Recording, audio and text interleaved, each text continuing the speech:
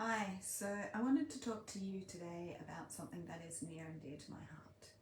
Okay, so lots of people out there have been raped or abused, and I've actually been through rape twice in my life. Once when I was 22, and the other one was approximately 6 years ago. Now, the thing that you have to understand about about being raped is that you didn't cause it. It was not your fault, and that it is a power play on the other person's. The other person has this thing where they want to inflict pain, where they want to feel powerful within themselves. So it's part of their mentality. It's got nothing to do with you. And when I was 22, I was in a shopping centre car park, and I was about ready to leave that shopping centre.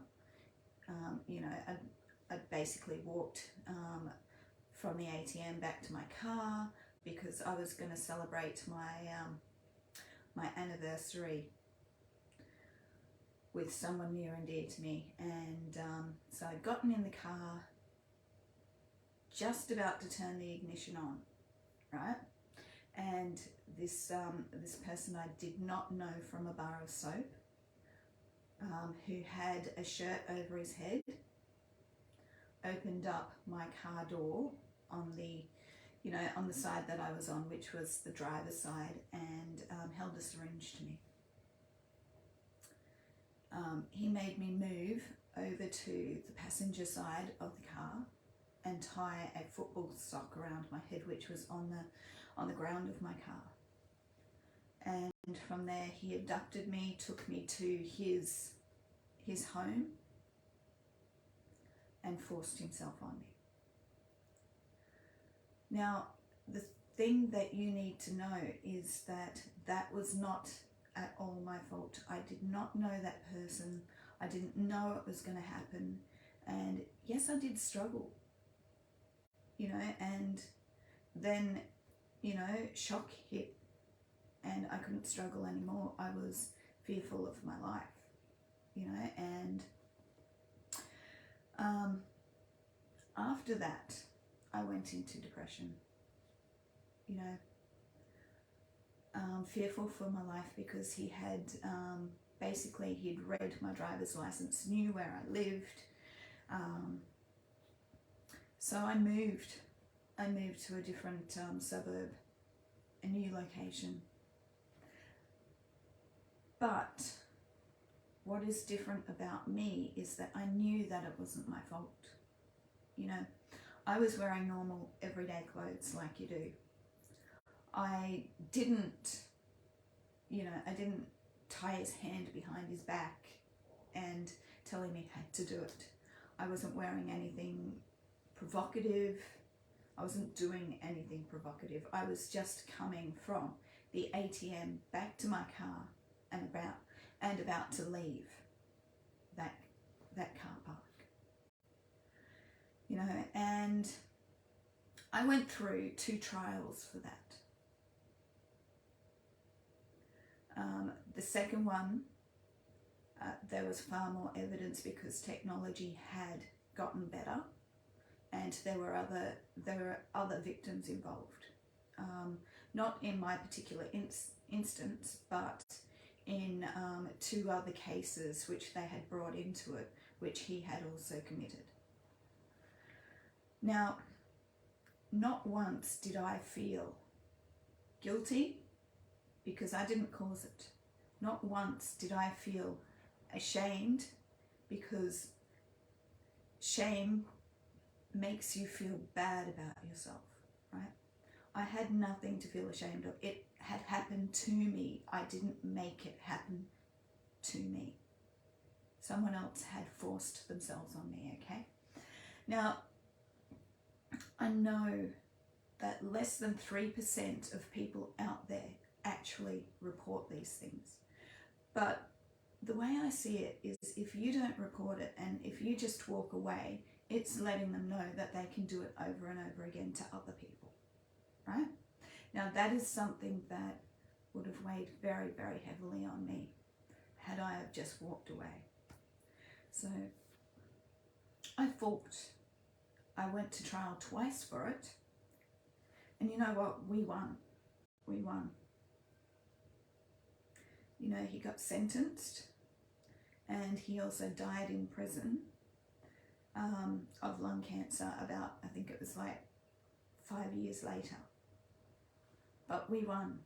So he was never, ever allowed to commit that again. You know, he'd done that to a 14-year-old and also his cousin. And they were the other two cases. So what I'm trying to get at here is, if you are a victim of rape, if you are a victim of sexual assault, know that it's not your fault. You do not bend people's arms behind their backs and say, you must do this to me. You know, and in trial, you know what they do. The defense lawyer will try and pin the blame on you. They will do everything they can to suggest that you provoked it, that you wanted it, that you consented to it when you didn't.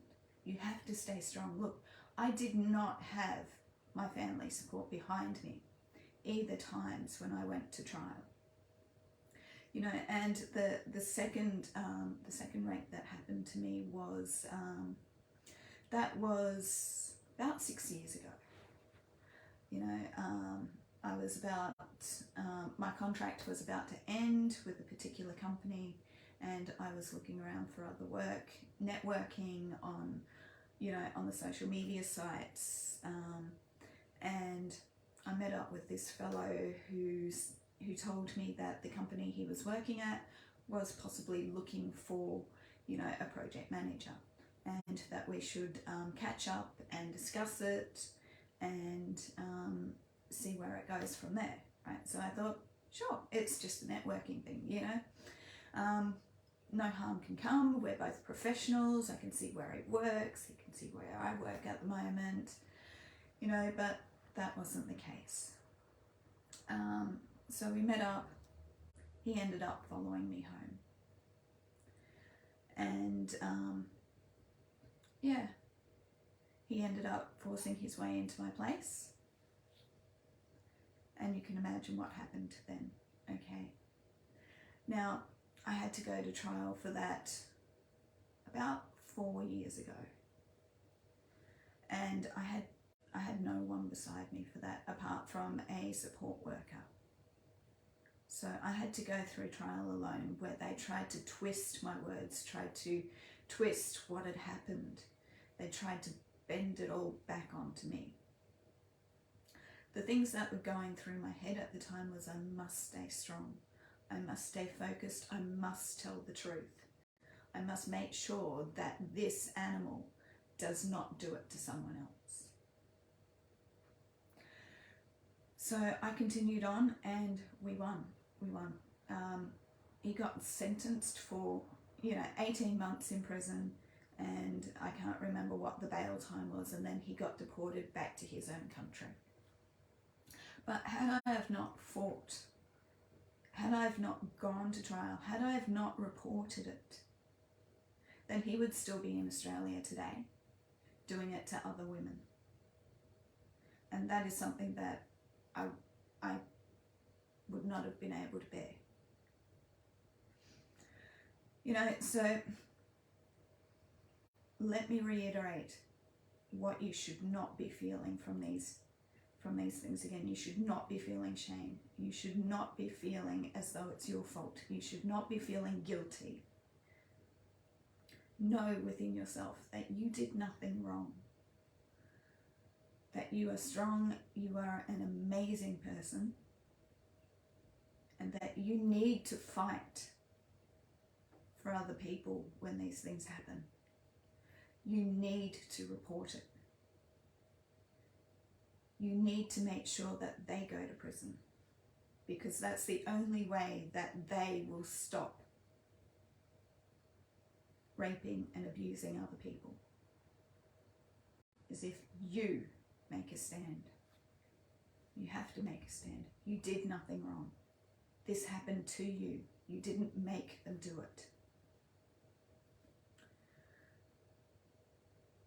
That is the mindset that you need to have. And then don't have the victim mindset of woe is me, this has happened to me.